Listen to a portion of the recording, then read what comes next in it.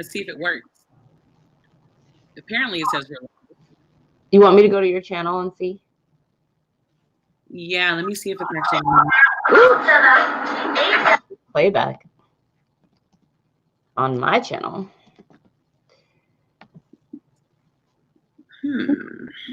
I'm sure it's working. Yeah, it's working. I see us. Okay. Hi. I always find that. Hi, guys. Just ignore my face. Brittany's over there looking all nice and contoured. Because I was supposed to be recording, and I'm about as productive as we're gonna get with all of this. I basically just decided that I was gonna take a shower and get ready for bed, and then just throw this lip gloss on because live stream. So I have all of my like night serums and rose hip oil and like. I mean, in with that's way better than what I'm doing on my skin right now as we speak. What are you doing on your skin? Just pounds of foundation? Just makeup. Yeah. I should take it off. So my face is a little oily and I look tired because I am tired. This is the truth. This is reality right now. It's because you are tired. That's the thing. We're all exhausted. Is anyone even here right now? Let me see. I don't think so. I posted something on my Instagram and I posted something on my community tab. I really need to start using Twitter because it wasn't until Booknet Fest that I realized how many people utilize Twitter and how popular. Right. And I'm just like, I'm posting it on Twitter right now. Thanks for reminding me. I've been trying to actively get on Twitter at least once a week. It's just a lot. I was just never really able to get into Twitter. Like, it's never been my thing. Like, I'm not a tweeter. I feel like you have to be one of those witty, quippy people to tweet because otherwise I don't care about what you're doing. Like, I don't want you to just be like, I am at the grocery store. You know what I mean? Like, you have to be one of those people that's constantly like able to say things that grab people's attention. And that's why I've never been a Twitter person because exactly. That's not my personality. Like, I'm just like, I ain't got nothing to say. And if I do have anything to say, Shane's here. Hey, we should have invited you to this live, Shane, because we should have. What are we doing? Next time. Yeah, we're gonna definitely add you to a stream one day. Just be prepared. We don't know when, but it's coming. It is. It's coming. Oh my gosh, I realized that I don't even have Twitter on my phone. Yeah, I had to I have it on my computer, but I never even downloaded the app. That's I'm downloading it right now. I only have it on my computer, so there's that. I need Twitter tips at some point. Somebody should give us a Twitter tutorial because we're clueless. We are. We're so bad. I need Twitter 101. Like, someone needs to show me how to tweet, how to retweet, how to like. Plus, when people kept talking about book Twitter, I was like, where is book Twitter? Isn't there just like one Twitter? And then someone was like, it's like a community on Twitter. And I was like, but how do I get there? Is there a secret portal? Like, do I need to go to platform 9 3/4? Like, book Twitter is like,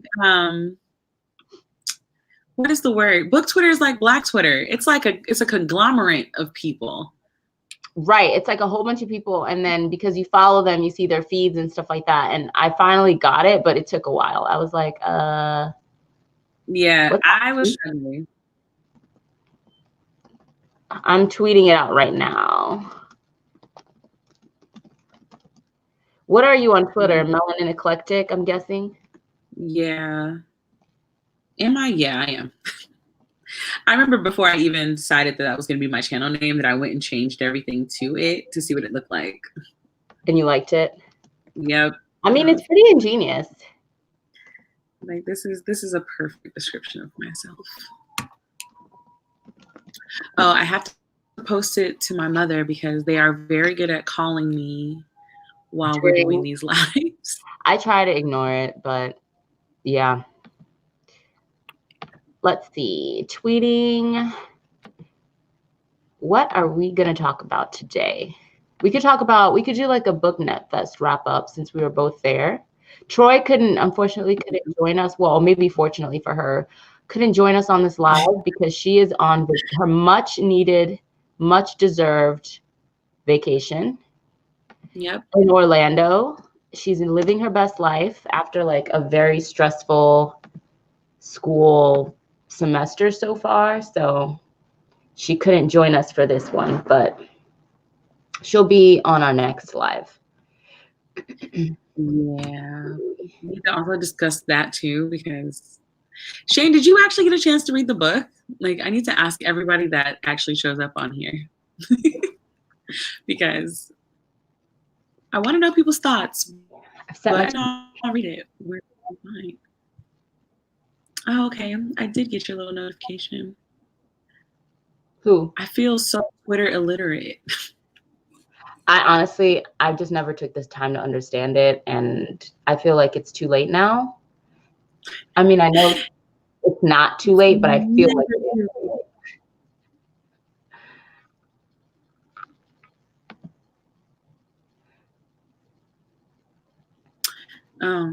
So Booknet Fest, let's chat. So Jerry from Onyx Pages created this tag called the Booknet Fest tag, which Brittany and I have both done. So we will have a more individualized wrap up of our experiences at Booknet Fest going up on our separate channels at some point this week. My video goes up Monday. I'm not sure when yours goes up.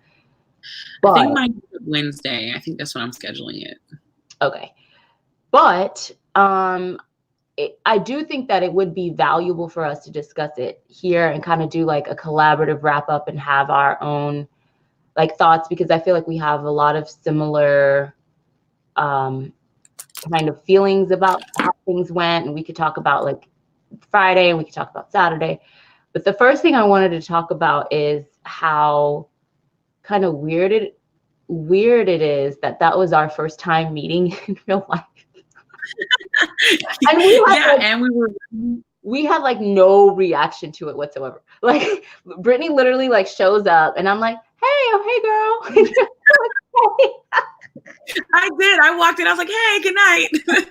Oh yeah, because her flight got in literally on Thursday night. By the time you got to the hotel, it must have been like what, like midnight, like past midnight, because it took them forever to realize all they had to do was call you to verify that those people were inept. But anyways, I was trying to stay up. I was trying to stay up and wait for her. But then by the time it got to like 10, I was like, so I just like showered, got into my pajamas, and then I ended up falling asleep. And then it wasn't until I get a call on the hotel room phone and she's downstairs and they wouldn't let her up, even though I had told them when I checked in at like 4:30. I told them like, hey, like these are the people that are going to be in my room. Like they're coming in later, but there must have been a shift change and I don't think they communicated to one another. So they were giving Brittany a hard time. But it's cool because I finally got upstairs. But yeah, we definitely were like, good night. Yeah, it wasn't like, oh my God, it's so nice to meet you. It was not like that at all. It was literally just like, oh, hey, girl. I did that to everyone else but you. Everyone else, I was like, oh my gosh, it's so cool to meet you. I'm so excited. And I was like, hey. I thought about it later and I was like, we literally were just like, oh, hey, girl, how you doing? Like, we see each other all the time in real life. I was like, well, I talk to her every day. So. Yeah, we talk every single day. So I guess it's that weird, but it was kind of funny. And then, okay, so the first day of Booknet Fest, what was your initial, like your first impression? So are we talking about the meet and greet, or are we talking about like after they did the keynote? I guess we can lump both of those things together. So I loved the meet and greet because it was a bunch of awkward people trying to decide when they were going to speak to other people. It was really awkward. You could tell that everybody was very awkward in the meeting. And it's just like, okay. I was like, I'm going to walk up and just start talking because it's going to be super awkward if we keep sitting here waiting for the next person to speak. Yeah. So as people that I recognized, I was like, I'm going to go speak to them. There was one girl, and I cannot remember her name, but she had on the Ravenclaw jacket. He was the wearing first time we met her, and she's a writer, and I can't remember her name. But wait, is she one of the published authors or a different one? I think she's an aspiring author. I can't remember her name, and she had short hair. And I just remember her Ravenclaw jacket. Did she have like short brown hair? Mm-hmm. And she was one of the first people to just walk up and start talking to people. And that was when she started talking. I feel like after that, I had all the confidence in the world to go talk to people until Onyx Pages walked up, and I know, like quietly was like, yeah, no. One of the I had a really good time talking to people. Sorry, my notifications are probably going to be going off this whole live. I had a really great time talking to people. I remember specific moments of pure just happiness, and it was mostly when I met people that I have followed online for a while, and they're just as great in real life. And one of them was when I met Olivia from I Livy for Books. Yeah, her channel, she's so sweet and she's so creative and so talented. And she's exactly like that in real life. And it was so sweet because we kind of spotted each other across the room, and we just ran towards each other and gave each other a big hug. And it was the same thing when I saw Shane, and I was like, in my mind, I was like, that's Luxurious Blue. And he saw me, and we were like, oh my God. And we freaked out and ran towards each other and hugged. Moments like that were really special and really nice, just to kind of finally meet people in person and realize, you are exactly how you come across. You are the same wonderful person you seem online.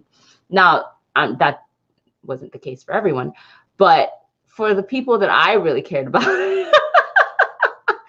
and it wouldn't be one of our lives if we didn't have the shade. I'm sorry. I was just like, oh, okay. Sips water. We will not be bashing or naming any names in this video. Absolutely not. But I will say this. A lot of stuff goes down in these book cons, and I didn't know that. I mean, this was the first book con I ever went to.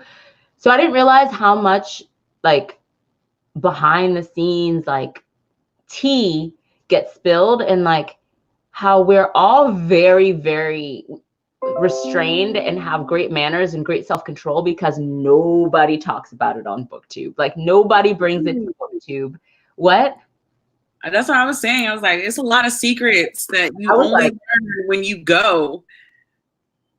And I was just like, which we're not going to be the first ones to break that tradition. We're going to continue to not bring it to BookTube. But because the moment we do it, we're going to be known as the gossipers, and that's not what we want to be labeled as. So just go on and you'll learn things.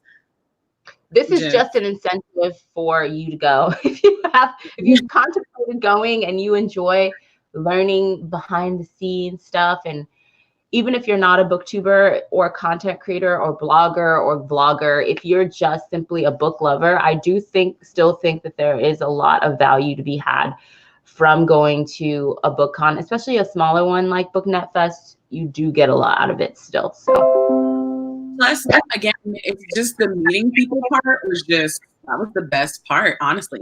And then we kept meeting people the whole weekend. We did. Never stopped meeting people. Well, the ones who were actually into meeting people. So not everyone was social in that aspect. You could tell that a lot of people had already known each other. But I mean, that didn't bother us because our group kind of just got bigger as time progressed. So it did. Yeah, it was we had a hot tub conversation with a bunch of girls. Then we ended up sitting on a couch talking to some girls. Everything just progressed nicely. It was really great. Yeah, nothing was planned, and yet everything was planned. It seemed orchestrated by a bigger force, because we literally did not have a plan at all. Brittany and I literally just woke up and we're just going to go downstairs and go into conference room 1. And I had panels, so I had places I had to be at certain times, but nothing was planned. It just kind of flowed, and we just kind of went with the flow. And then as the day went on, especially the first day, we kind of solidified like our core group that became like our group for the rest of the time there. So that was really nice. Like I enjoyed meeting people, but I also enjoyed the fact that we had like our own like group of people that we all kind of clicked and were hanging out with each other. And groups would like converge from time to time. Like our group would converge with another group and it would converge with another group. But I do like that we had like our core people that we kind of hung out with. So that was nice. You immediately got along with them as well? Yes. There was an immediate like, hey, we're best friends now. I know, that was kind of cool. So that was nice. So I encourage those of you who have either never been to a book con or have contemplated going to Booknet Fest. I definitely think it's worth the investment. It's not like the cheapest. I mean, the New York cons are probably more expensive, but I do think that it's a good one to go to. And I think that it's worth investing in. I'll say that. Yeah, I like the panels. I had no idea what to expect with the panels. Because you see the titles, it's moderator, you know the moderator, but some of the guests I had no idea who they were. Right. They were about. So some of the panel titles, I was like, okay, I gotta go to that one. And some of them I was like, I'm gonna just take a risk here. I mean, I went to your romance panel only to support you, but I actually enjoyed the romance panel because I was just laughing at how every one of you were like so romance obsessed and wanted to break through all the different types of romances and the reason this romance is better than that romance. And I was like, it's still romance. So I don't care. You're like, I care for none of this. I'm here for the entertainment value only. I got a good laugh. So I mean, even though it's not my cup of tea, it was still like, okay, these are a bunch of people who are very invested in romance novels. I mean, I can't be mad at that. I could go on and on. I won't on this live because I have a video planned to go on and on about romance, but I really enjoyed. The irony though is that wasn't my favorite panel, and only because every single one of us was holding back because we were like, romance is still very taboo to talk about, and it can make people uncomfortable who aren't used to talking about like topics like that, like sexual intimacy and like, you know, things like that. It wasn't like, by the time we started getting comfortable really going into things, the panel ended basically. So I enjoyed the panel, but I could tell we were all kind of holding back in the beginning because we didn't know how much to really jump off the deep end there and just be raw and real, because I saw like young, like preteen teens in the audience. So that automatically is going to hold me back a little bit because that's just who I am as a person. I'm just like, well, I don't want to be like, no, they're literally children here. Like, to me, they're children. And so that was the first thing. The second thing is I could tell that a lot of people that were there were not romance readers, but were simply just like intrigued or were looking to know more. And so you don't want to scare people off. So it was interesting, but I enjoyed it. But I would say my favorite panel that I was on, it's probably a tie between the writing panel and the reading in the year of our Lord 2019 panel, just because I think a lot of interesting side topics got brought up in that one. But yeah. That was the escapism one, right? Yes. Reading for escapism. I like that one. I identified with that one 100%. Yeah, reading for escapism. Yeah. However, I will say that I need for you and Onyx Pages to not be on panels at the exact same time.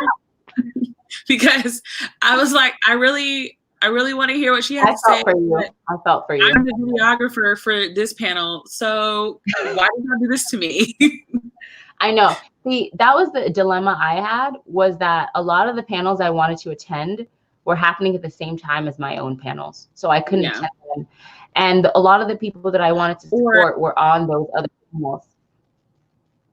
Yeah, so it's like maybe next year, you know, when they finally do like suggestions, maybe we can be like, maybe you guys should do it in categories more so that it can be like book topics and or book genres could be like this is what the hour for book genres. You can choose which book genre you want to go listen to a panel about. Maybe they need to do that, because I was like, there are the panels that I really wanted to listen to were always at the same time. Yes. I had to constantly to. I never got to attend any of the ones that I wanted to listen to. The one that I was really intrigued about was like the drama panel that was talking about like drama or whatever. And then when I went to it, I didn't think that it was really that intriguing. Not for me. I was just kind of like. Well, the reason why is because it was another panel where you felt like people were being very timid because they were afraid. Being very honest, and it's very obvious when it's a panel of people who are afraid to speak their truth. Yeah. It's like some people were holding back, and I think it was for politically correct reasons, like they didn't want to piss people off or turn people off from them, which if you're a content creator, I kind of understand it, because you're at the same time you're trying to grow your audience as well. You don't want to like turn people away from you and make people feel like you're catty or you're whatever, whatever assumption someone might have.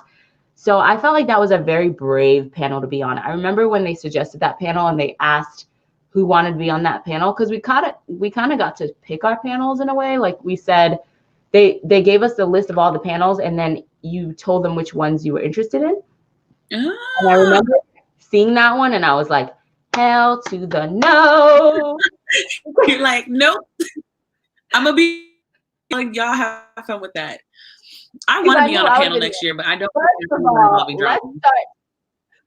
No, I knew that I would have been the person that would have just been like, all right, let's just be real here, and that would have not gone well. You'd have been known as the girl who set it off at Booknet Fest. Yes, and I just don't want that title.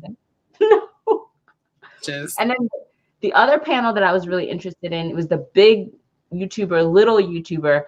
Girl, this panel was on Saturday. I was so ready. You were just like, flop. I'm here. I'm ready. Let's really get into this. Like, let's really talk. And then the person who was supposed to be the big YouTuber on the panel pulled out of Booknet Fest, like literally 24 hours before Booknet Fest started. So that was kind of like, wah, wah. So then they had to get someone else who is a bigger, I would say she's like a medium size, but on BookTube, she's a bigger, if that makes sense. What did she have, like 40 something thousand? Yeah, because I or something like that. With a decent number for subscribers. Yeah. So they had her on instead. And I think that she was being very careful with her answers. And I also think that she was very aware of the fact that she was on panels with people who have stagnated in their growth. Like this one girl had 1,500 subscribers, and that's how, like, around that. And I'm sure she deserves way more. And that's all. And she's been on the platform for like 3 or 4 years. So that's gotta be hard to be like a bigger person. And let's say you've only been on the platform for like a year or two and you have 45K, and then you're on a platform with someone who's been there for like 5 years and they have like 1,500. That's gotta be difficult to try to like figure out.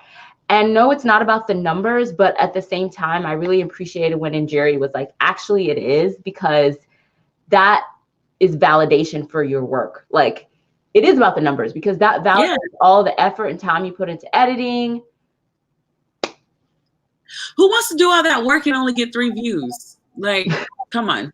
That's just, I was like, I know people want to say it's not about the numbers when you reach a certain number, but it's about the numbers. Like, you lose that motivation when you realize nobody is watching.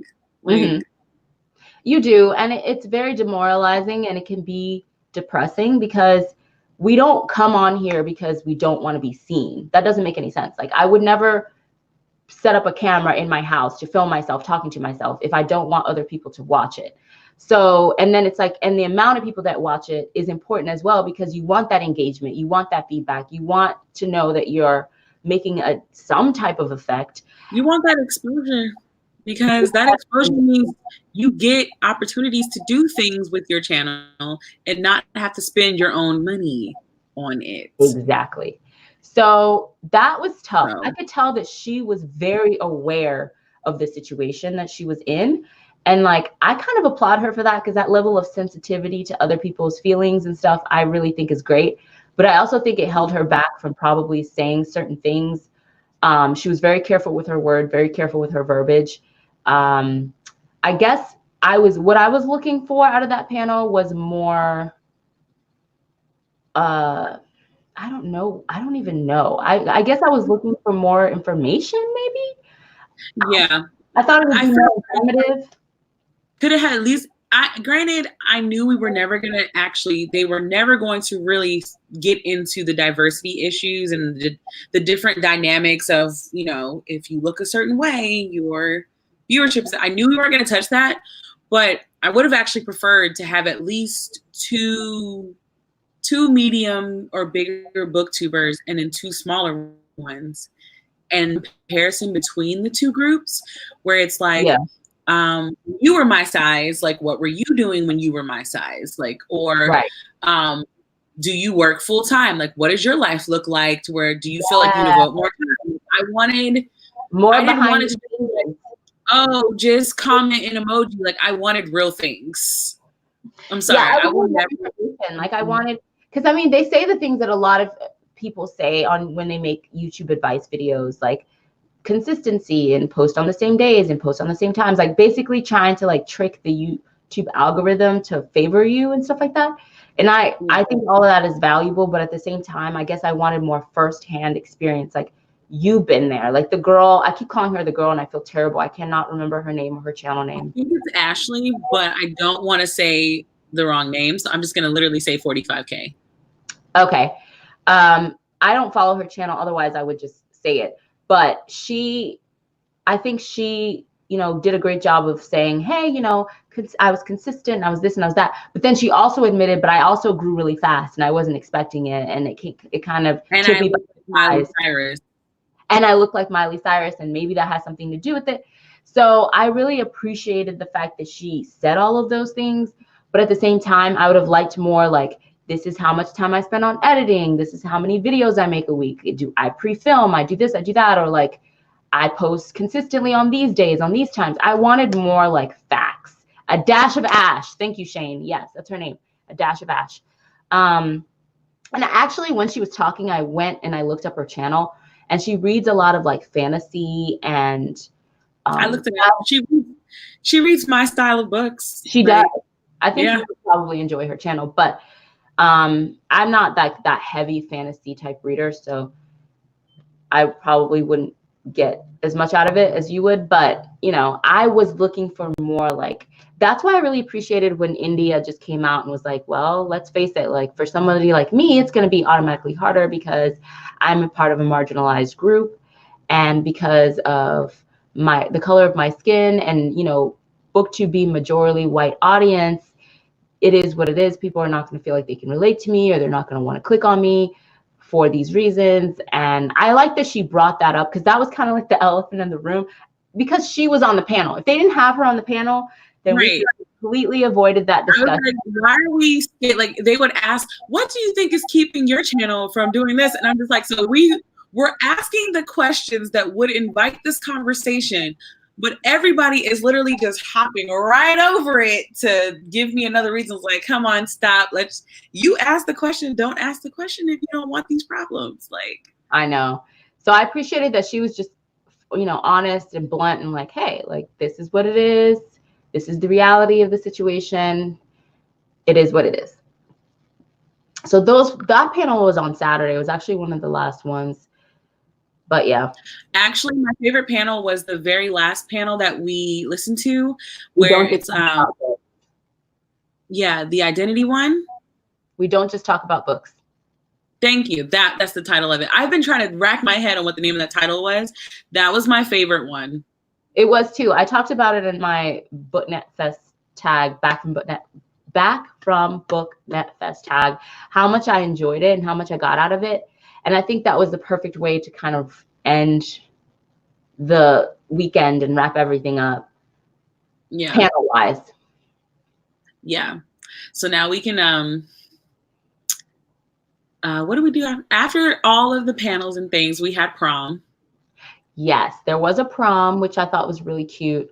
And everybody got to dress up, and it was like different levels of dressed up. And I like that everyone kind of represented like their own personal style. Like we had some girls wearing like straight up like antebellum dresses from like the old South. And we had some girls wearing like prom dresses from like 2005. And then we had some girls wearing like more like club outfits. So I like the fact that we had some people in jeans, and there were men there, and we had, everybody basically represented their own personal style and like what they felt most comfortable in. And I really liked that. So prom was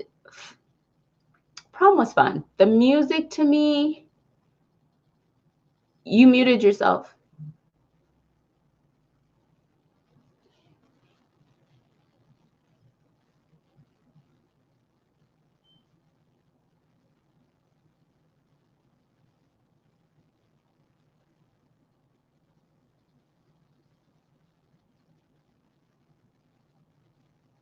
Is everything okay?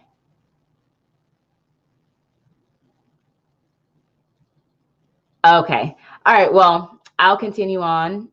So the music got better towards the end of the night because it was all like hits from. So that was house stuff. That was what? That was house stuff. So I was like, oh, I got to answer this. I think it was an important call. So I was like, okay. But for those that don't know, Brittany just bought a house. So congrats to Brittany. Yay. Adulting. But the founders of Booknet Fest, Sam from THON Tomes and Marina's from My Name is Marina's, they're both in like their 30s. So a lot of the crowd at Booknet Fest was older, which I liked too. Yes. I felt like I was in my element. But because we're an older crowd, the music that our proms were like in the early to mid 2000s. So that was the music that they played. And it is kind of like an adjustment because that was a long time ago. So we're all wanting to hear like Lizzo and like Cardi B and like the hits of today, but they were playing from back then. Our brains were operating like we should be in prom now. Yes. And it was just, I mean, I do love singing songs, don't get me wrong, but I was never one of those people who was like, I'm going to get all dressed up to go stand around a bunch of people and sing. So, but Brittany, I mean, I had fun with you guys because Brittany was ready, okay? And I was having so much fun. I was off in my own dance corner, and then y'all would just bring it to me when I was just trying to mind my own business. And but it was fun. Like, I thought the whole idea of it was great.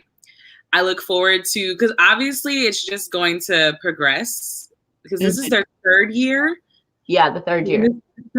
First year doing a prom. So I have no idea what they're going to do next year. But I assume that hopefully with everybody talking about Booknet Fest, because I feel like this is, or maybe I'm just paying attention to it more this year. I'm not sure.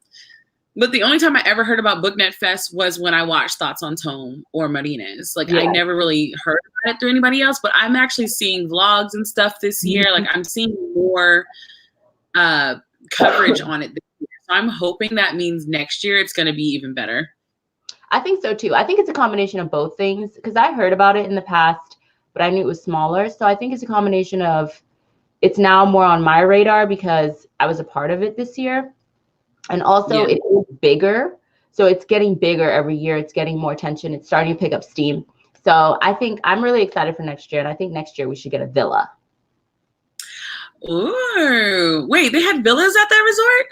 Yes. Oh, wow. They did. I'm totally down with that. Like, next year we're going to go back because we have to do Disney next year. Oh, yeah, we did. So we'll do a so Brittany and I, and then one of my good friends she came, Cassie. You guys have seen her on my channel. And then also another good friend of mine who lives in Orlando, Ananda. We all went to Harry Potter World, Universal Studios on Sunday. Sorry, you guys, I'm still recovering from a cold. But so we stayed like an extra 2 days because we went to Harry Potter World on Sunday. And then most of us flew out Monday, all of us. Well, those of us that had to fly out. So next year we're gonna do Disney. Yeah. So it's like just everybody who wants to hang with us, just remember it's an extra day you got to book because I can't wait for it. I want to know what the villa looks like. I had no idea there was a villa option. I feel like we have to ball out at some point in our booktube lives, and the villa is about as good as we're going to get. I know. It's like, there's a villa. I want to be a part of this villa life. It's like, but let me think. Do I have any questions or any thoughts? Anybody have any questions or any thoughts on Booknet Fest from our perspective, clearly? Yeah. We'd be more than happy to answer. Because if there's no more topic on this, then we can go straight to Throwback-a-thon since that started today. Yes. I'm trying to see. Throwback-a-thon started today. Throwback-a-thon started today. Day one. Look and see. Just, when I click this hashtag, what am I going to look at? What am I going to see? Who is participating in Throwback-a-thon? You have 2 weeks. There are no excuses. No excuses. Okay? Because if I can participate in Throwback-a-thon with all the crap that I have going on in my life, look. I mean, plus, they are books from your childhood. Yes. Also, my little sister is commenting. She says she wants to go to Disney too. She doesn't read, but she likes Mickey. That is my sister. Oh, that's so funny. Yes, you can come. Of course you can come. But, everybody. We should do so can we just discuss some things? So for anybody that's doing this stuff, I decided instead of going to buy some of these books, I was just going to get them from my library. So 2 of the books are not ready for me to pick up at the library. I think I'm supposed to be picking up the first manga that I've ever read of Sailor Moon. Oh, and wow. Then I think that one covers the fictional character that you had a crush on. I think that was number 6, The Boy Is Mine. Because obviously when I was way younger, the idea of Tuxedo Mask was great. I mean, now that I'm older, I realize that Tuxedo Mask is a massive pedo, but Tuxedo Mask is trash. He's a grown ass Tuxedo Mask man. 22 with a 14-year-old. It's like, yes. I'm like, how did it's uncomfortable. Well, yeah, it's like now that I'm older, I went back and started watching it because it's on Hulu. And I was there like, oh my God, he's in college. Wait, Sailor Moon's on Hulu? Yeah, Sailor Moon's on Hulu. The dubbed version and the subbed version.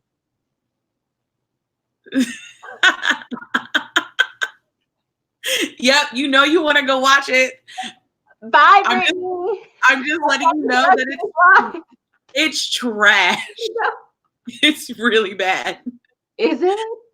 It's so like I just want you, after this, you're gonna have to go watch like the first 2 episodes and let me know. But as I was watching it, I was cracking up because I was like, Mom, I'm so sorry. I really I know my mom and my dad put up with us watching all our kids stuff. But when I go back and watch some of them, I just want to apologize to my parents for even being like, Mom, we should watch this.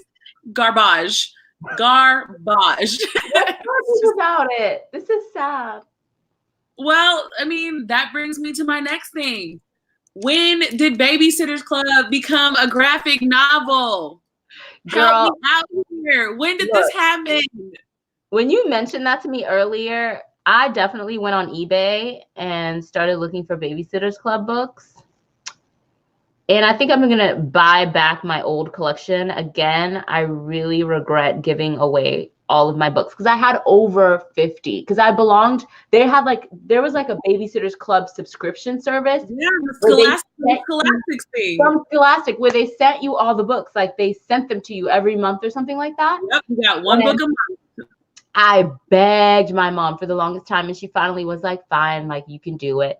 And I did it for a long time. And that's how I had so many of the books. And now I'm just bitter because I gave them all away to a family friend. Come to find out, these girls don't even read like that. And so I'm like, how petty would it be for me to show up on their doorstep like, yo, bro, can I have my books back? I asked my mom, like, where did we put those books? Because my soul hurts. It's Ooh, just girl, like, look what I just found. What I did just you found find? the Babysitter's Club book collection, 23 books, $50. Oh, I mean, anything is better than this graphic novel.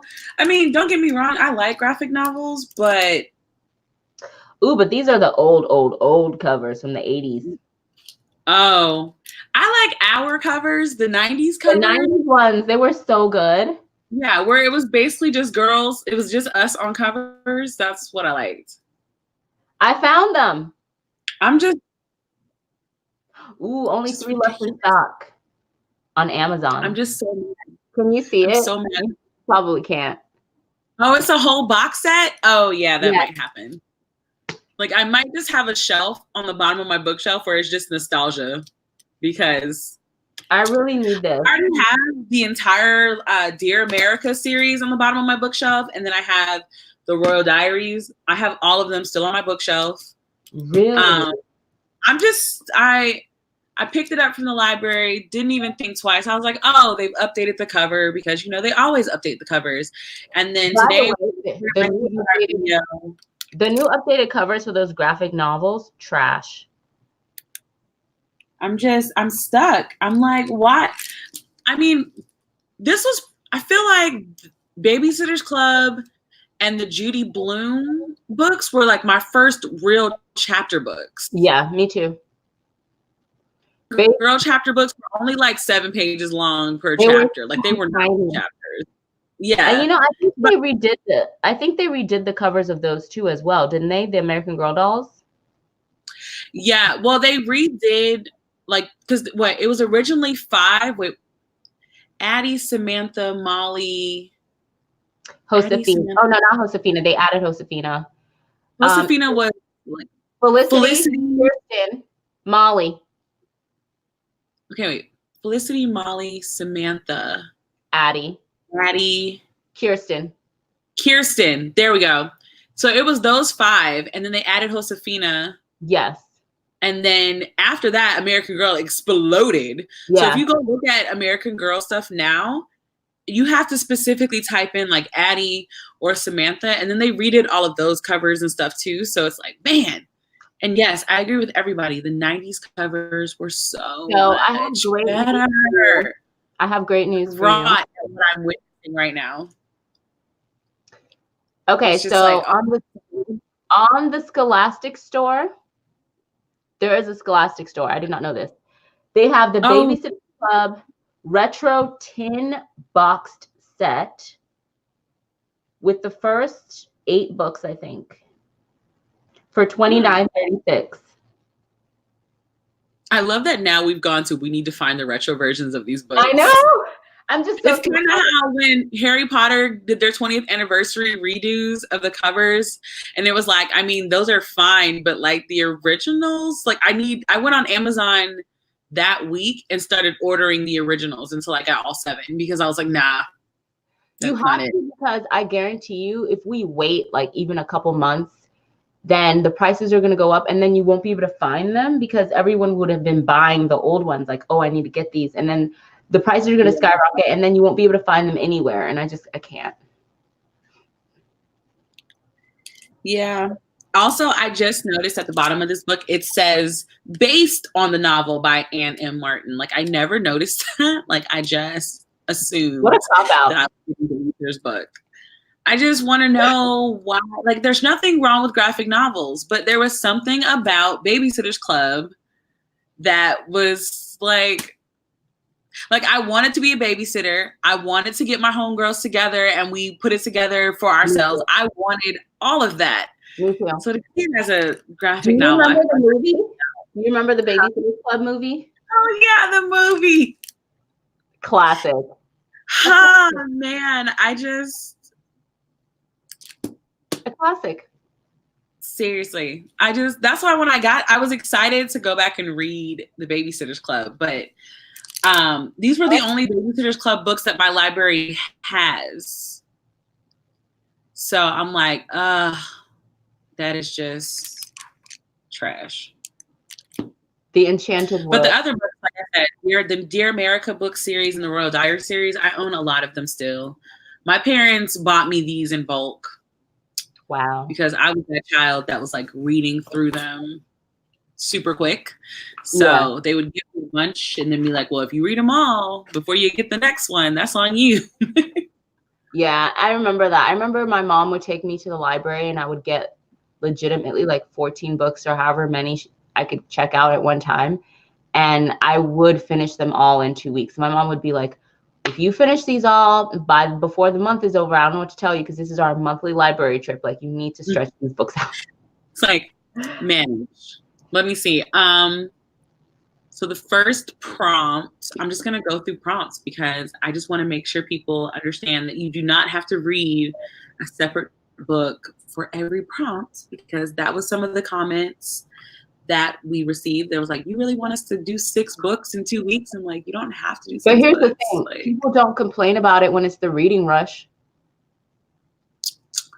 Yes. Formerly known as BookTube-a-thon. Nobody goes, you want us to read 7 books in a week? I'm just going to keep sipping my water that I'm almost out of. Like, you don't have to do anything. Like, you don't. Completely disregarding prompt number 4. So, okay. So while doing my TBR, I realized I had completely skipped prompt number 4 because I was looking at my books and looking at my list and I was like, there's supposed to be 6 prompts. Why do I only have 5? And then I go down and I'm like, oh my gosh. Because the books that I hated reading as a child were things like Mockingbird. Really?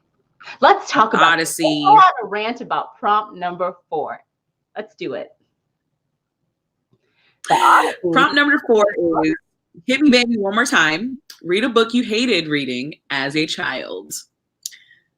Mine was definitely going to be To Kill a Mockingbird. If I have to pick one, that's the first one that comes to my head. I think I read it 8th grade year. Yeah. I think. And I immediately hated it. Immediately hated it. I'm trying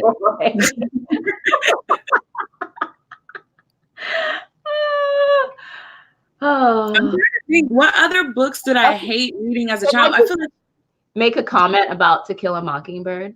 Go ahead, because I've been trying to not say all of my thoughts. So I really loved To Kill a Mockingbird as a kid, but at the same time, I was a little bit more whitewashed as a child because we were just trying so hard to assimilate into American culture at that time. And I have a feeling that if I would to read it now as an adult, I would find it hella problematic. So I've just kind of avoided rereading it because, you know, it's one of those like American modern classics. Like everyone always raves about To Kill a Mockingbird. Didn't she finally like write that sequel a couple years ago?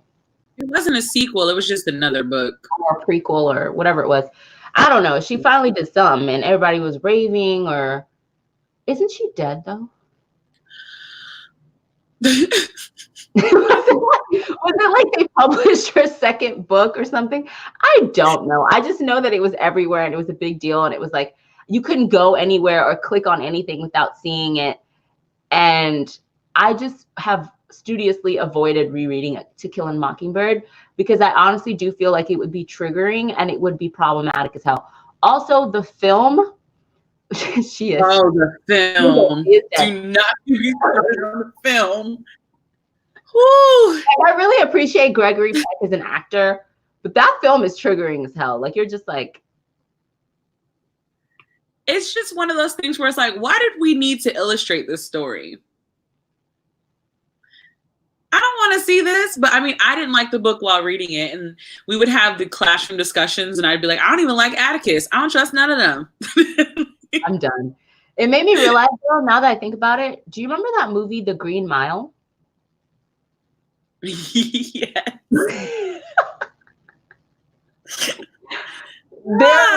There are a lot of similarities between The Green Mile and To Kill a Mockingbird and the way they portrayed these like big bucks these big black men who are, oh no, they're dangerous and they're raping our white women's, like the way they're killing our innocent, pure white children. Like, now that I think about it, there were so many similarities between The Green Mile and To Kill a Mockingbird, of what I remember of To Kill a Mockingbird.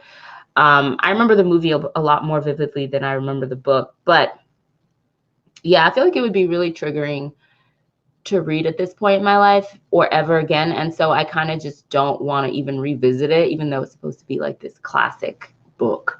I'm trying to think of what other book would I read other than that, because that's genuinely the first one that comes to mind without even being prompted. It's like, what books did you hate as a child? To Kill a Mockingbird.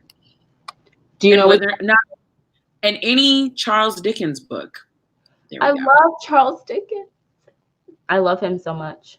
I think it's because my senior year of high school, we had to do a lot of his classics. And my teacher was such a weirdo. Like, he would want to go through each line by line that Charles Dickens wrote. You know, Charles Dickens didn't write short books. No, Charles Dickens, like, I used to joke about this when I was a kid. Like, he would describe the sidewalk, if he could, in 5 pages of description. Yeah. Really descriptive. Well, and back in the day, that meant this, sir. We don't care. We're trying to just graduate. He goes on tangents every sentence. It's like, we're talking about this. It leads to this tangent, which leads to this tangent, which leads to this tangent. But now let's go back to talking about this. And it's been like 10 pages later.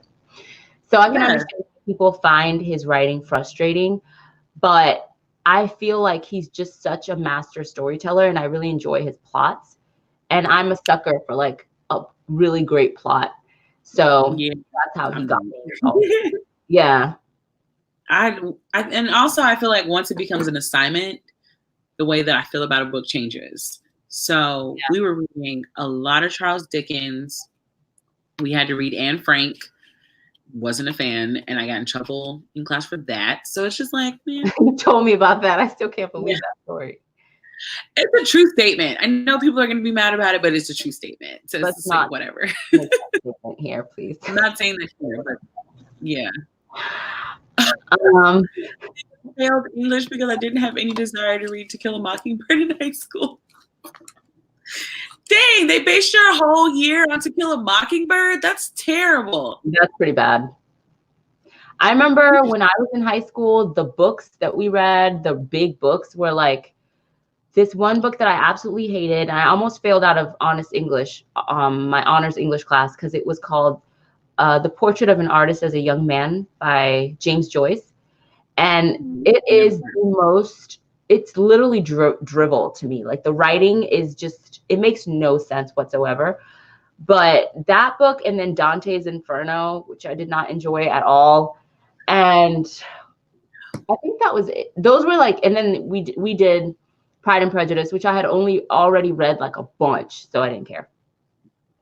Did you have to read the one about the Irish people that were poor? I don't remember that book, but I feel like if you say the name, Angela's Ashes. No, we weren't. That wasn't required reading, but we had what is Angela's Ashes? Angela's Ashes. You never heard of it? No.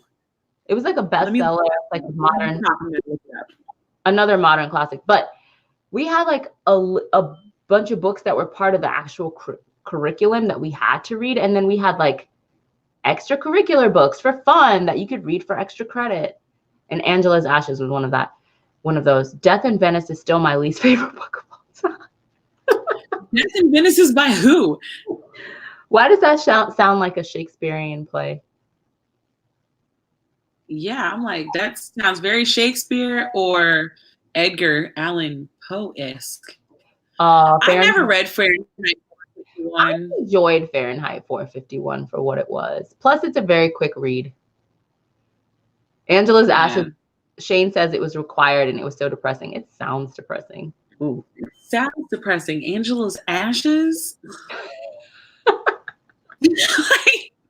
I'm like, why are these the books that they make kids read?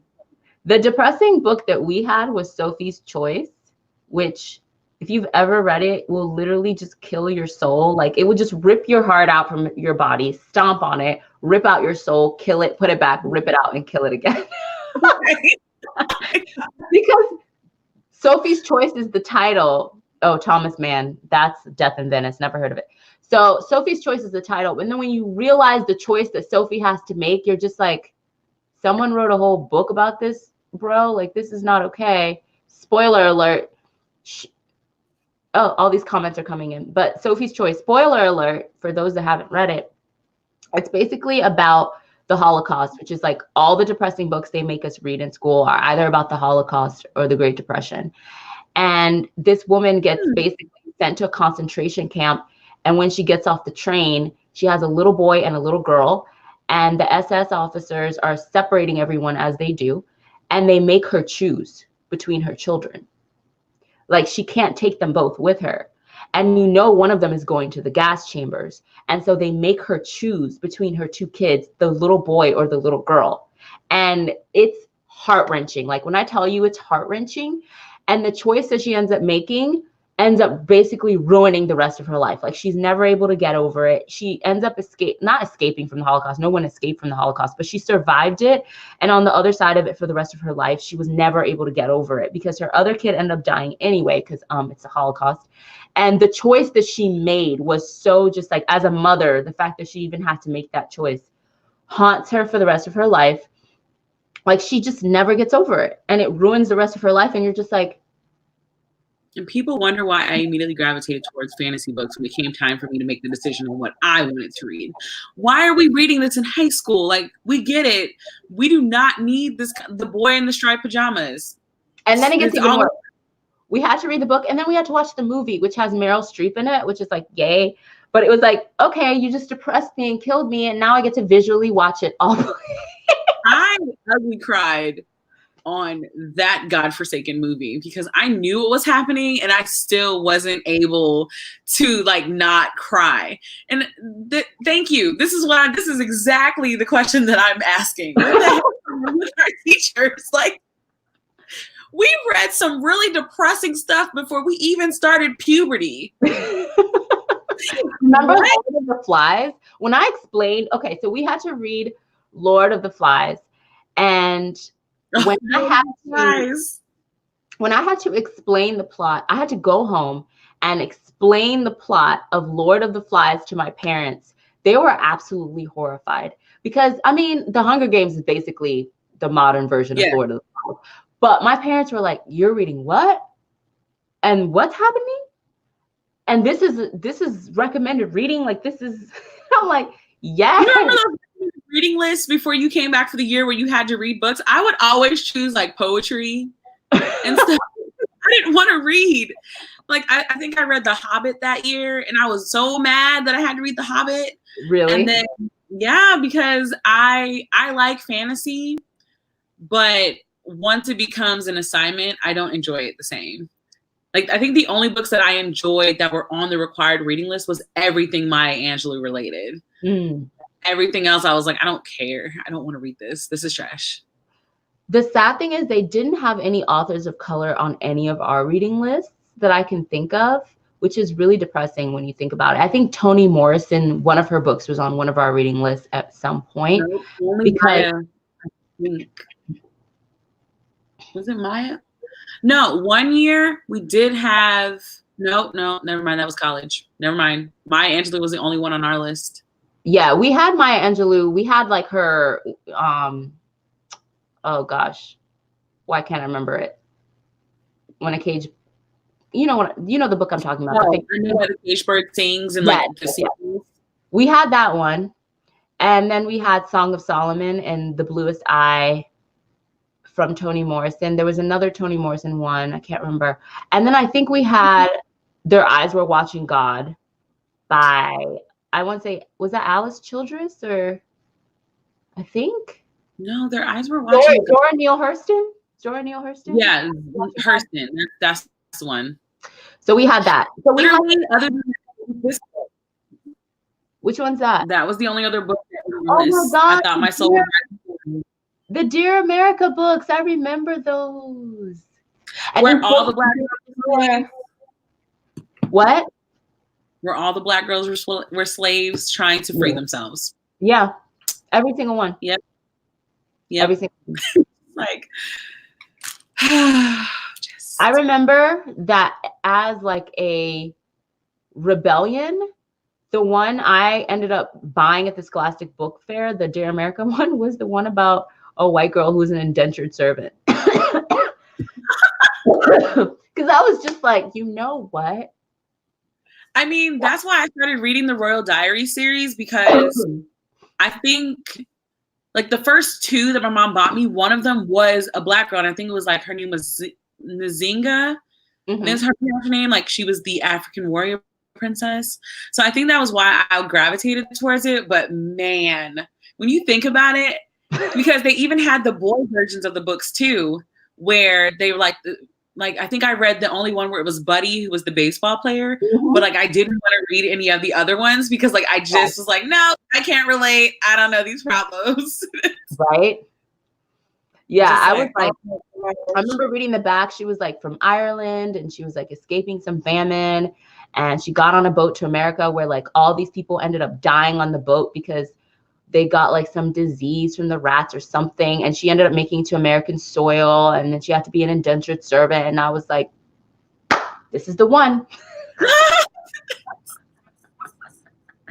was just so tired of reading like slavery narratives, even at that age. Like I was just like, I can't do this anymore. Yeah, the Diary series. That's basically when I shifted straight into like just reading fantasy and magical realism, and that was when my transition happened, because I didn't realize that I was tired of the Black trauma genre, but like it quickly became very clear as I got older. I was like, I don't want to read none of that.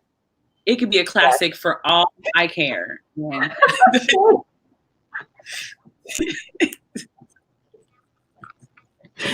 don't want to read Angel's Ashes. Y'all have like, I can't believe we have so many books to share about that were tragic books that we read in high school and middle school.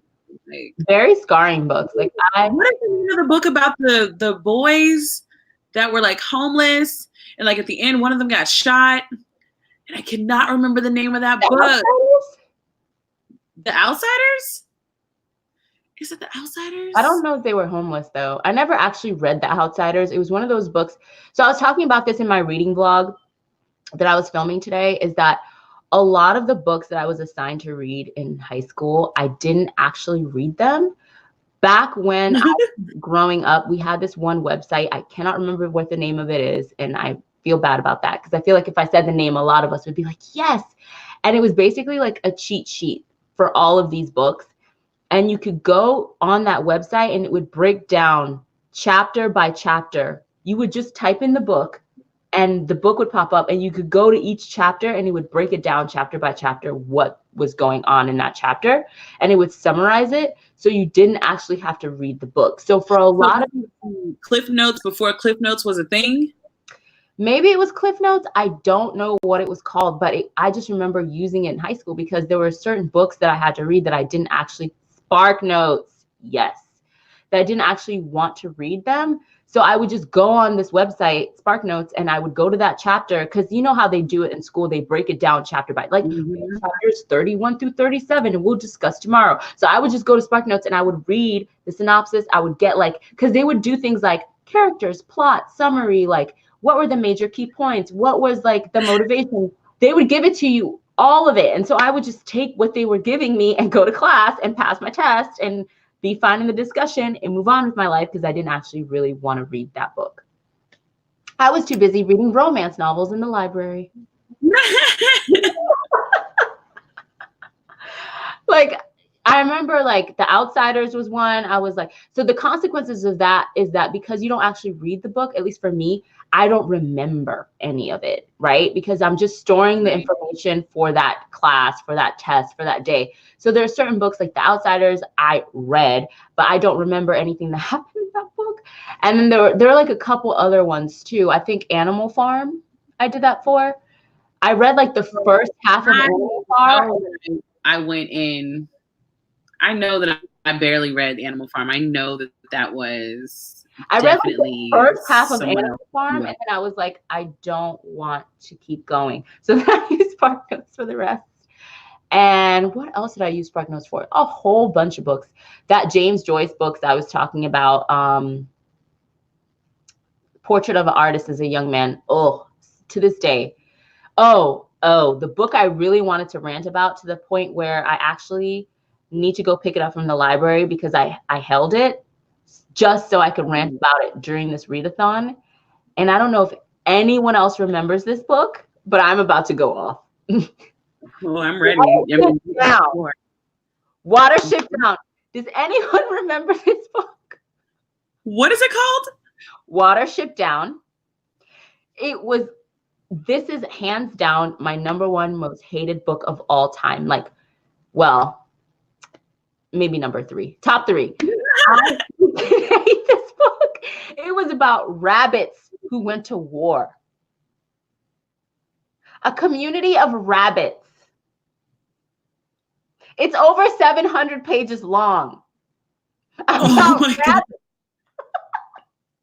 Girl, I remember. No, like I like it.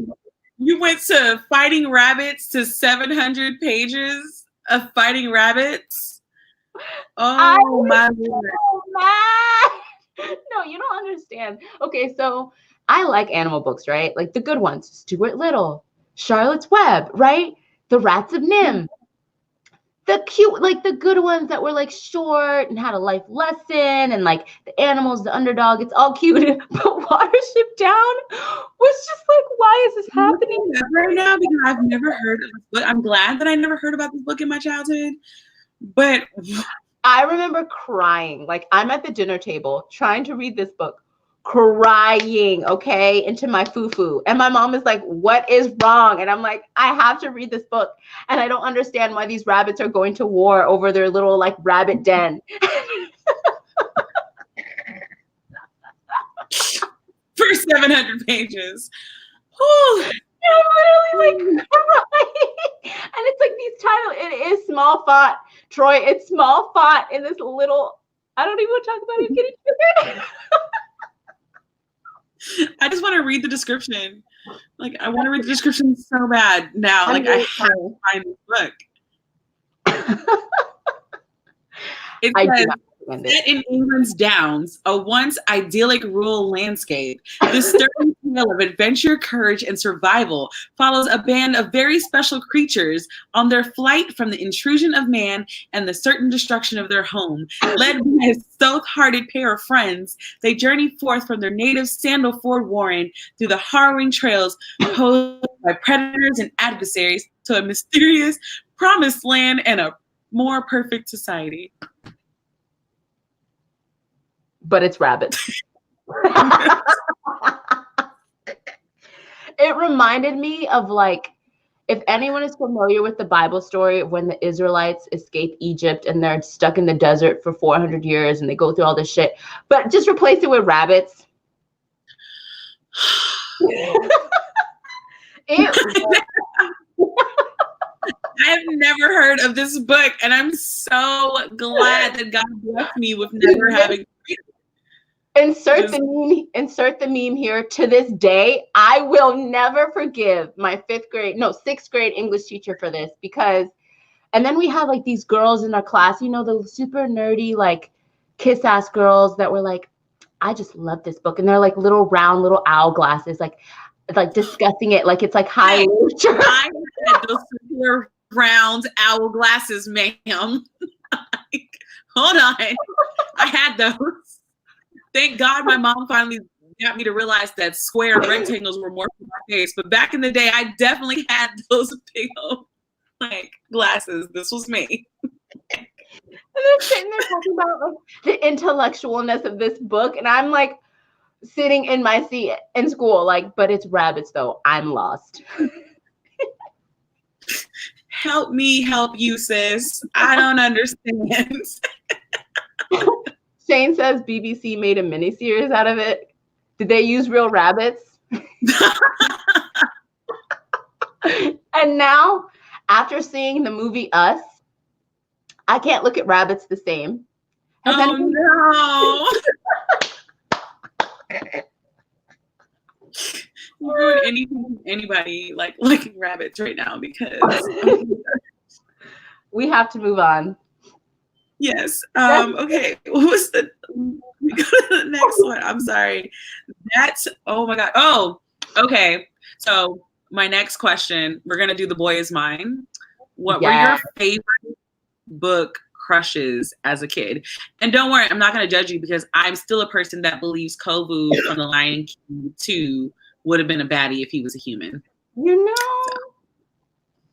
He Yeah. No. He gave some nice looks too. Like, think about it. Now that you mention it, I'm like, huh. Yeah. So I can't judge anybody.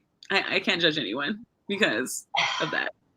I don't know. Like, it's hard to say because my number one, like my first crush in a book was probably the same as like so many other people's. And I said this in my TBR video that I posted today, but Mr. Darcy from Pride and Prejudice.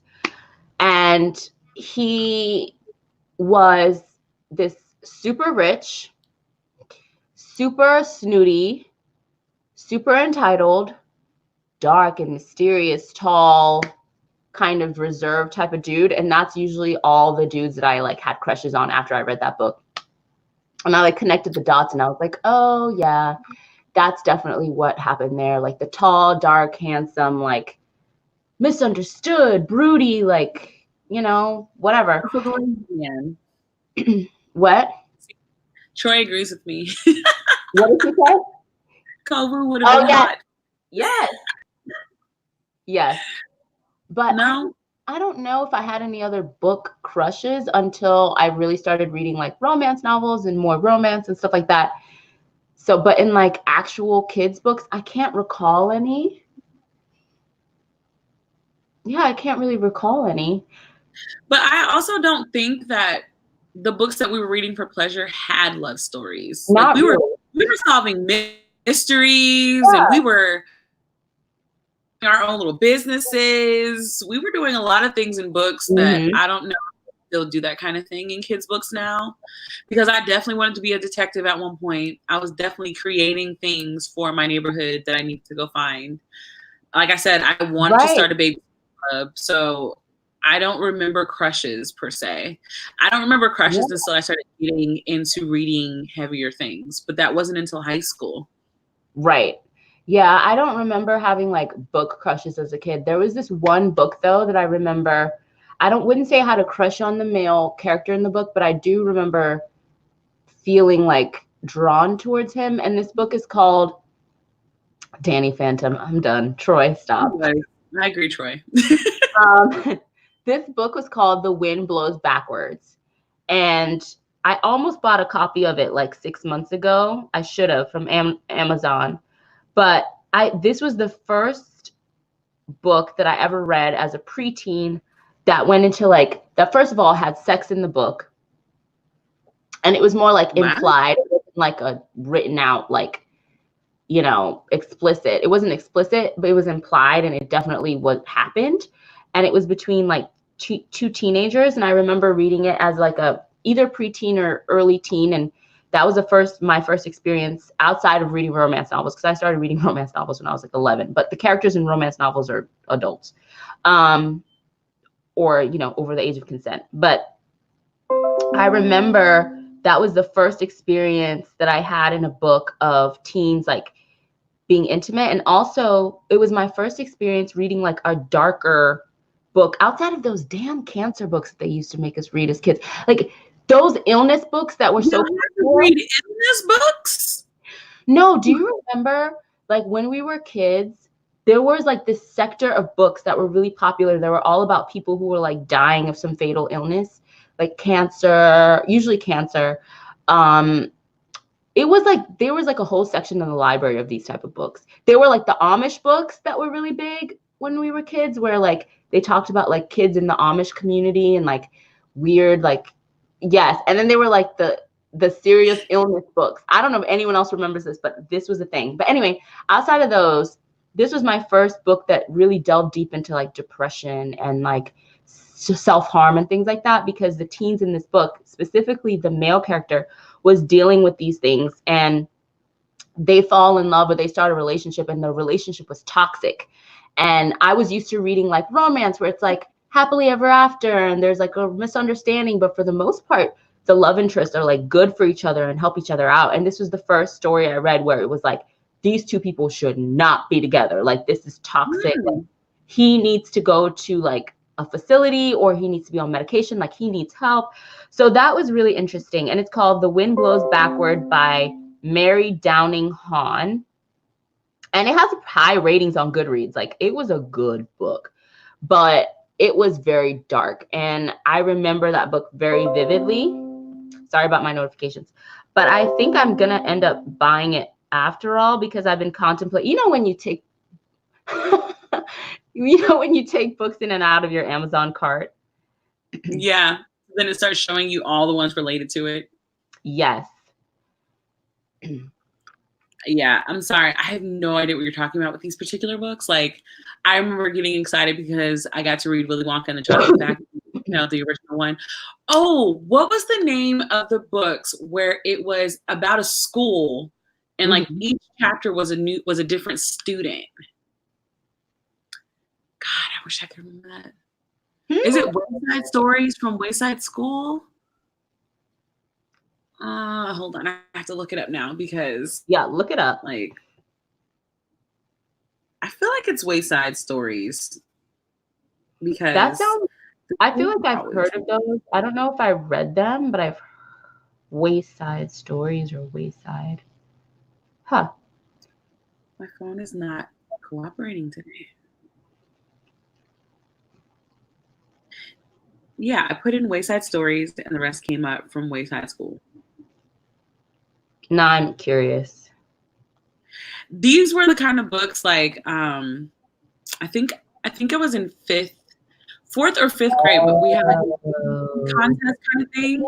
So I remember being on the list for like higher points when I was younger. And I remember I used to go in on, because Louis Satcher did a lot of like kids books back in the day. He did. So I remember like running through his weird books because, again, the idea of escapism is my life story.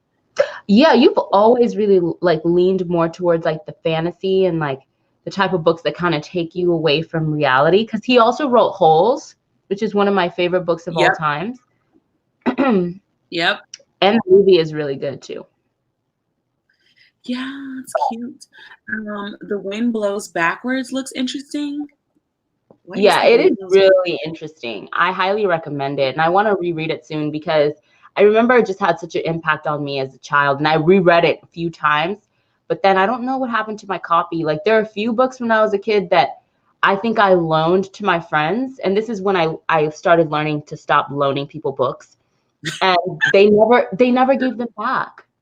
Or they never read them. It just collects in their car in a place where the sun ruins the cover. Just because there are a handful of books when I was a kid that I loaned out because I liked them so much to my friends, and they never gave them back. And so I kind of learned at that time. And then in college, I was known as the asshole that never loaned out their books, because in my college closet, like everyone else, all the other girls have like shoes, handbags. In my closet, in the top shelf, it was all books because we didn't have any other storage. In the top shelf was snacks. I had a whole trail mix station in the top of my closet. Like, one container had M&M's, the other one had peanuts, like raisins. Please, my mama kept me. My mama kept me safe, but yeah, no, it was definitely food.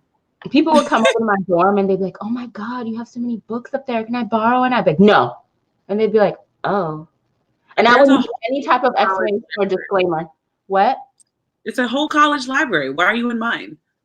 Yeah, they would just kind of be like taken aback because I wouldn't justify my statement. I would just say no and move on. I'd be like, "Anyway, do you want to watch the newest episode of Gossip Girl?"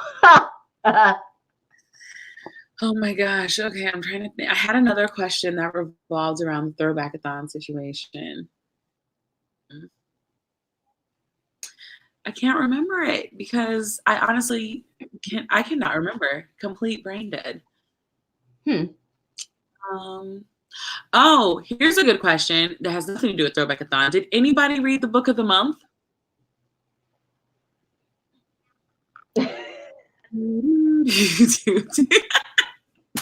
I read the first couple chapters. It is gonna be a good one. I can tell.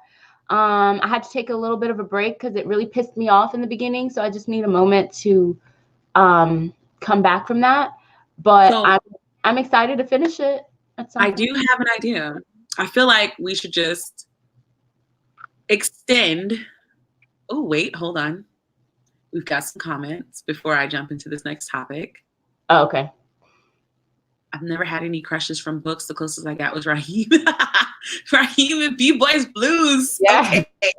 Okay. Raheem is I'm not mad would be fine. Another question. Did y'all ever read those Blueford High series? Blueford High. That sounds really familiar. Was it like a black high school or something? Really? There was a book about a black high school? Yes, it was a black high school. I just looked it up. I feel like I need to go through that just on principle. I would see these books all the time. I never read them because at that point I was like primarily into reading straight up this romance. Oh, I think I want to read that on principle because black high school didn't know they made books like that. Yes, they definitely did. They definitely did. Like if you Google or even just like put it in Amazon, like all these covers are coming up and I'm like, yep, I remember this. Yeah, I'm going to save the first one as a reminder to These illustrations are not my favorite though. No, they're not. This first cover is creepy.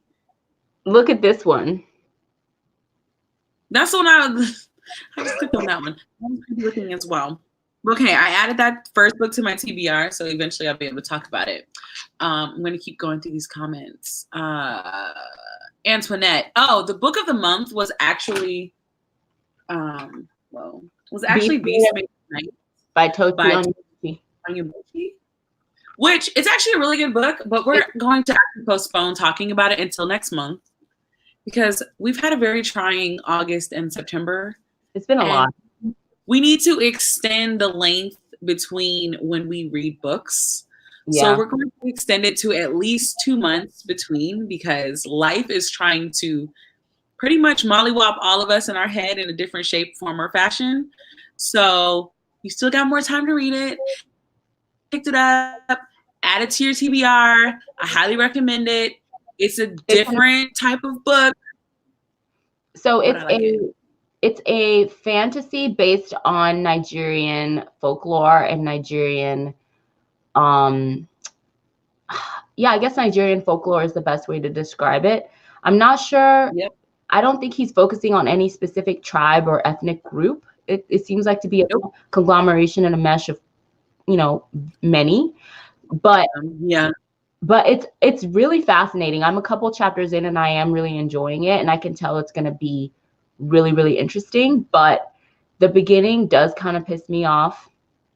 And I think it would piss anyone off who is sensitive to like injustice, especially like racially charged injustice, it seems like. But even though it's not even a race thing, I don't even know how to describe the type of injustice that it is. Class.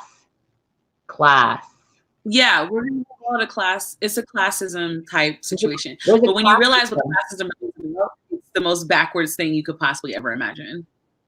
It's pretty backwards. But yeah, so yeah. I definitely recommend it. It is really interesting and I'm enjoying it. So no, I think he's talking about Blueford High's covers. I hope so. Because I was like, what? I agree.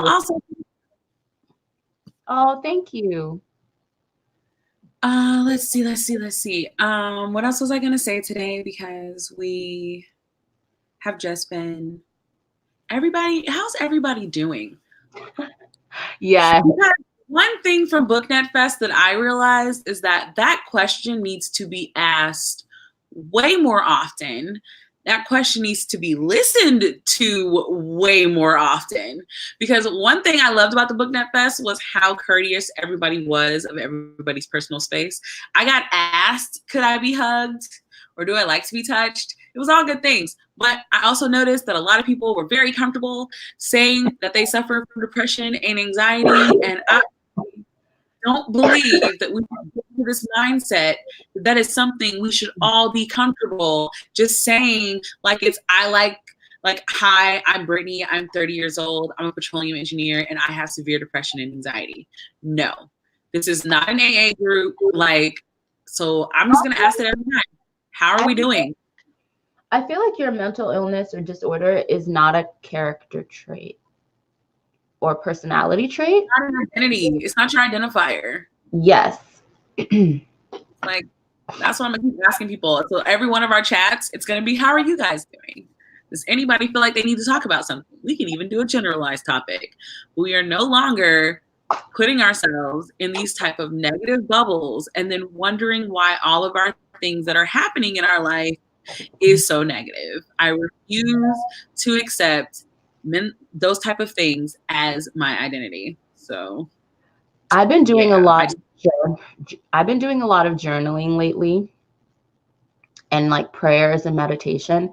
And I've just been thinking back, I think the throwback-a-thon has helped with this, because in order for me to kind of like go through the prompts and think about things, I've had to kind of think back and reflect a lot on my childhood.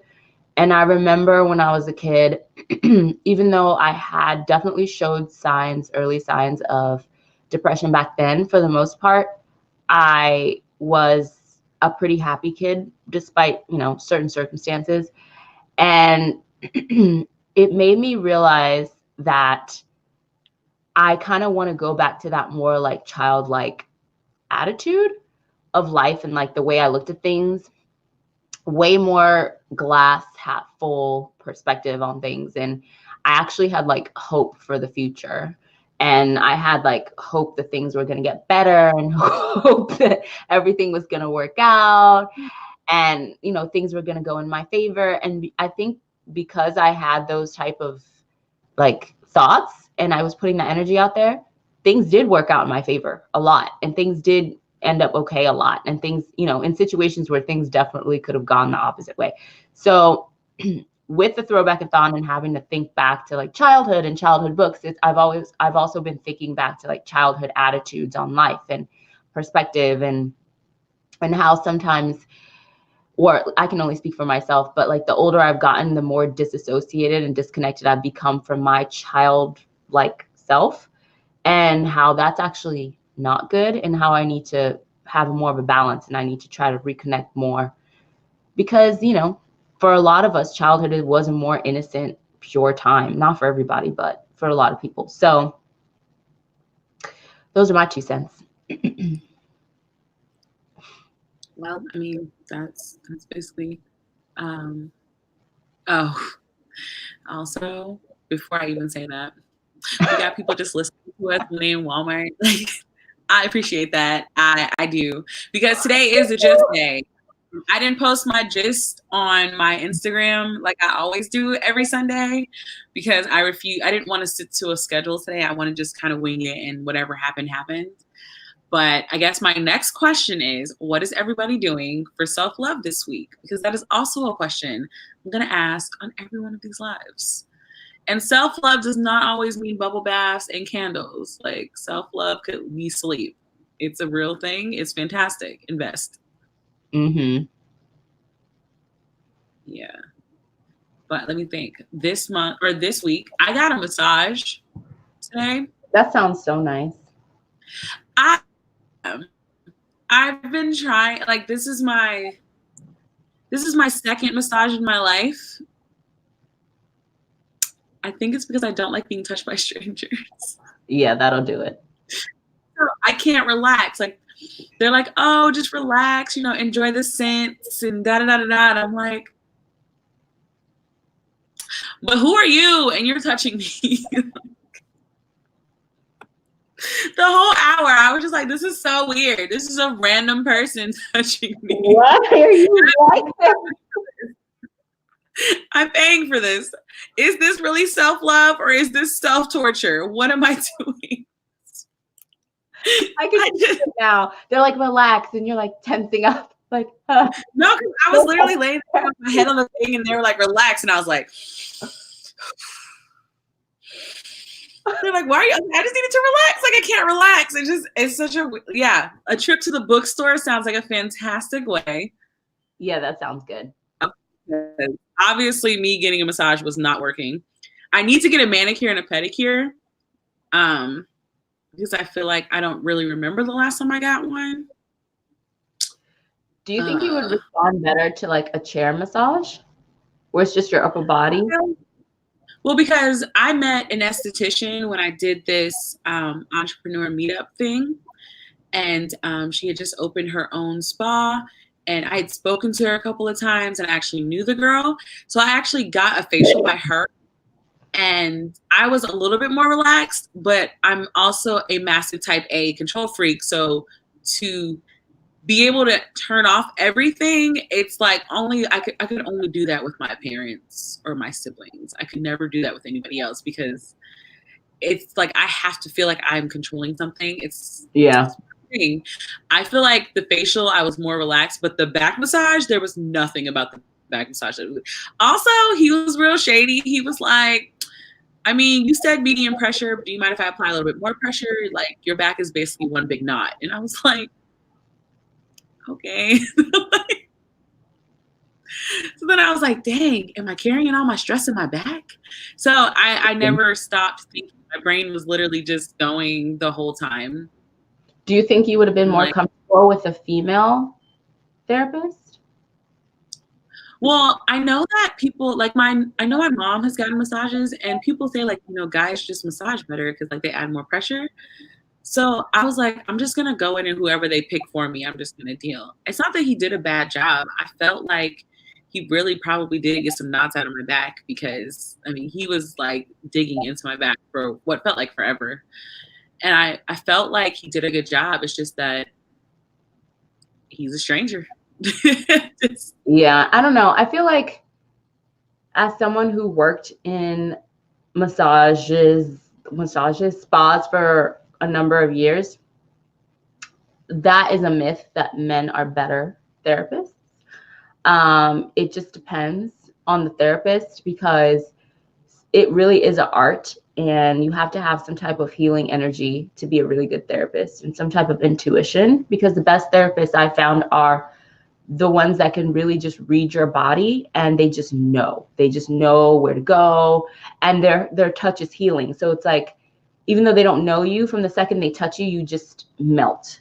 It's hard to explain, but they're only like, those therapists are very rare, and usually they're very in high demand because of the way that they are. So usually when I go to spas, I ask for their most highly requested therapist because there's a reason for that. And then I discuss, well, is this person more technique? Is this person more intuitive?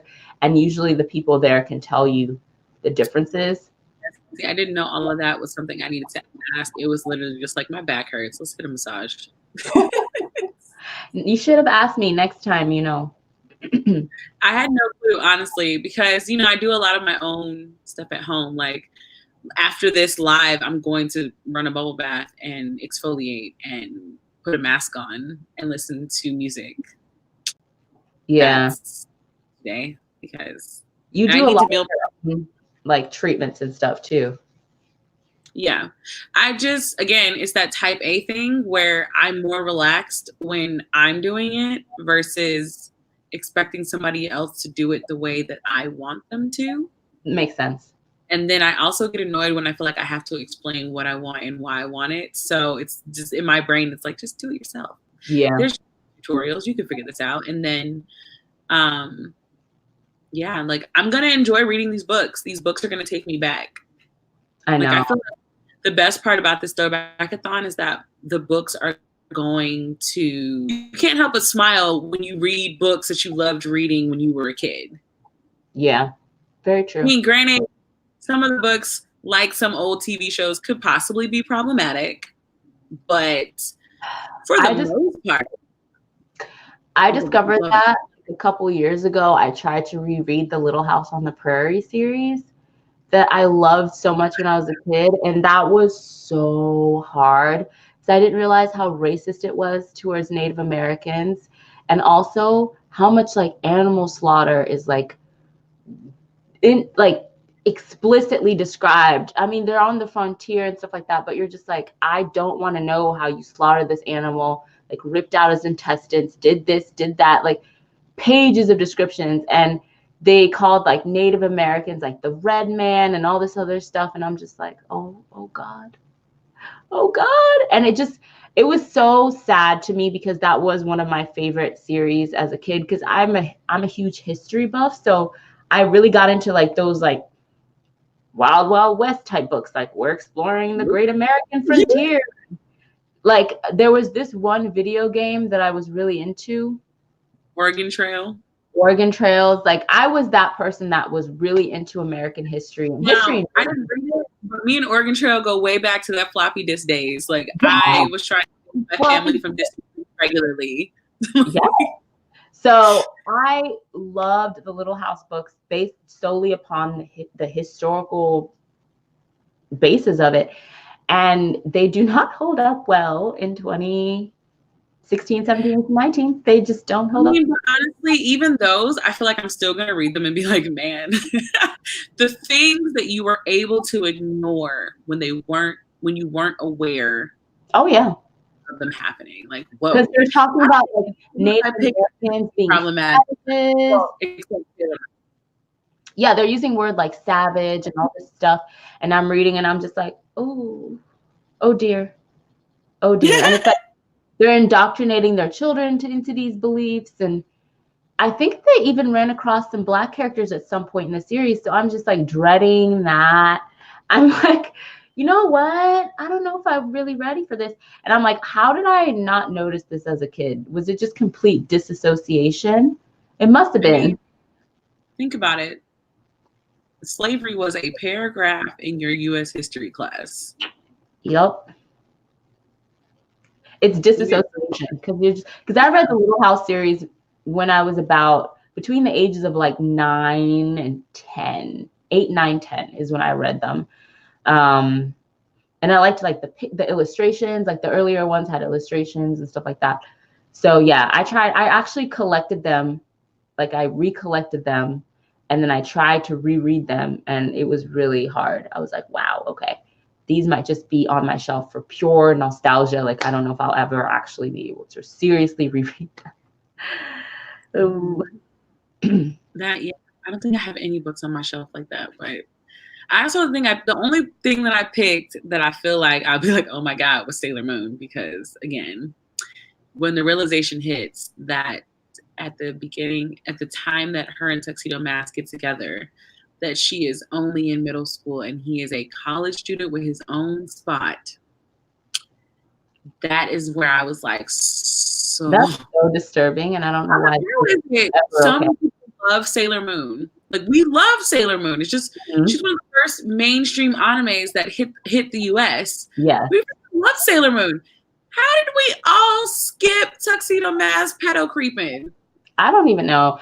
Honestly, I don't even think I knew how old they were when I was a kid, because anyone who was like significantly older than me, even if it was only by 3 years, was still like, ooh, they're older than me when I was a kid. So yeah. I don't think I was aware of her age at all. I will say a book that really holds up well from childhood is the Princess Diaries series. Oh, yeah. I was going to read that one real well. But that's because I also love the movies. What? I also love the Princess Diary movies. So it's like, I love everything about the Princess Diaries. Me too. Holds up real well. Like I reread those books so many times. So many times. Because it's a dabble a little bit in fantasy world, in real life. That's why it holds up. It's just, also, one of our lives needs to be discussing Goldfinch. I forgot to tell you that, but I'm saying it now so that whoever's watching can also remind us that we need to have a live about the Goldfinch and the witch that so disappointed, and I don't know what to do with my copy now. Should we just give a synopsis for those that are completely unaware of what we're talking about? Well, yeah, because, we only got a couple more minutes before we have to wrap it up anyway. So go ahead and give them a preview because I was shook. Shook it to my core. Okay, so The Goldfinch by Donna Tartt is like this Pulitzer Prize winning novel. Like everyone raves about it here on BookTube. Everyone's like, ooh, you got to read The Goldfinch, got to read The Goldfinch. So what did I do? I bought The Goldfinch because everyone said you had to read it, and it's like this amazing novel. Well. Little did we know, it's also racist AF, but thanks to Jesse from, I always say their channel name wrong, Bow Ties and Books. Yes. Jesse from Bow Ties and Books exposed The Goldfinch for the racist piece of literature that it is. You can go check out their stories. I believe they have it, what do they call it when you save the story? They have it as a highlight on their Instagram page if you want more detail on the specific passages and just more specificity as to where the racist writings and ideologies are within the book. But basically, Jesse kind of exposed the Goldfinch for basically being racist to people of color and using really, really disturbing descriptions, language, the way that POC characters are treated. Just, you have to go check out their highlight on their Instagram for the specifics. But it was very shocking. When I say shocking, and the fact that this book has been praised by mostly white readers on this platform. It's so amazing. It's so good. I saw Goodreads. You can scroll through the Goodreads and see the praise, and no one is. I saw on Jesse's stories they showed the actual pages where the highlights, the sections, and I'm just like shocked. Like there is no way. So there's a reason I have never read the book Gone with the Wind. I don't care how many people have told me. Like I remember I had a friend in high school. One of my best friends in high school told me that Gone with the Wind was her favorite book and that I needed to read it.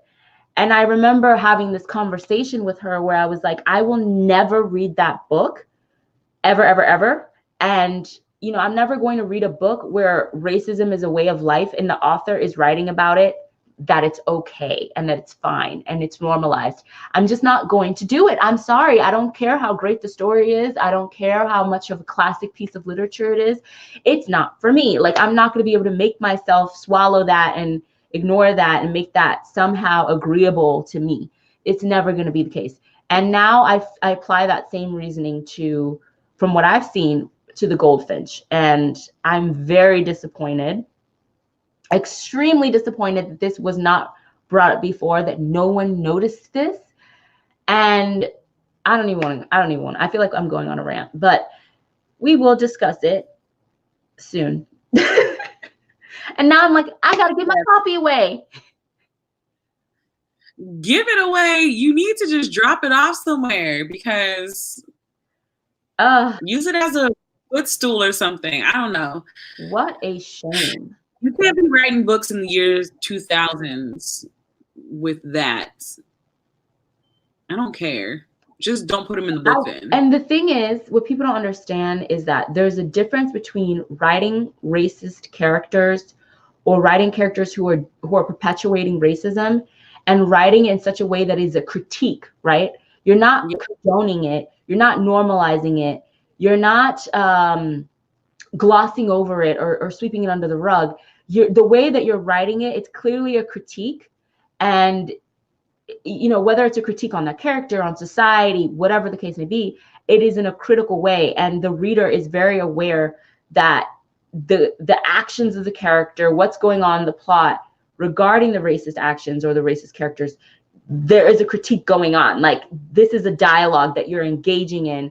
That's one thing. It's another thing to write it in such a way where it's normalized and it's glossed over and it's completely just integrated into the story as if everything's just fine and dandy and this is just how it is. Like that is problematic as well.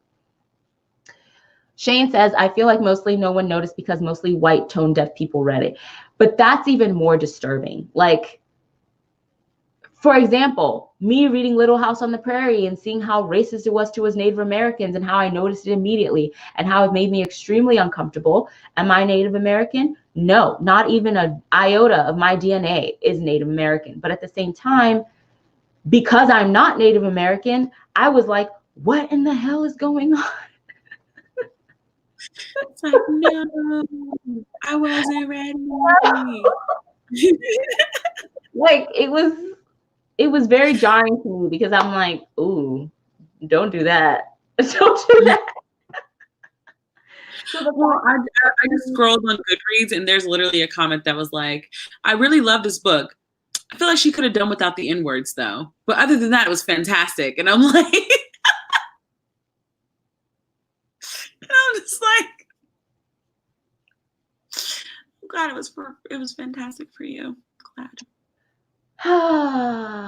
Yes, that's for another day. We've kept you guys for almost 2 full hours. Yeah, we gotta go. So I would like to say thank you guys for coming. We appreciate you greatly. Thank you for those who are participating in the Throwback-a-thon. And for those who aren't, but just want to participate on Instagram, we do have daily prompts every day. So if you're not following us, it's a seat at the table book club. Follow us. There will be a prompt posted every day. And the hashtag is obviously Throwback-a-thon. Yes. So, thank you. Thank you guys for coming. Thank you for watching. Oh, the novelist. We will see you next time, girl. We promise.